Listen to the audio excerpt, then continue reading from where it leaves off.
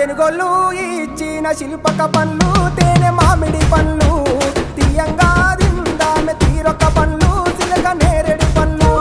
కాబోళ్ళు ఇచ్చిన మక్క కంకులు అవి పాల కంకులు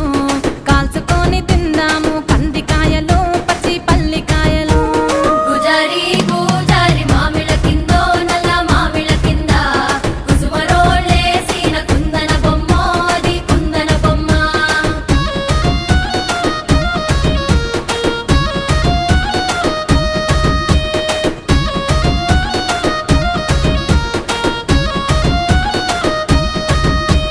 బెస్తోలు పెట్టిన పచ్చి చేపలు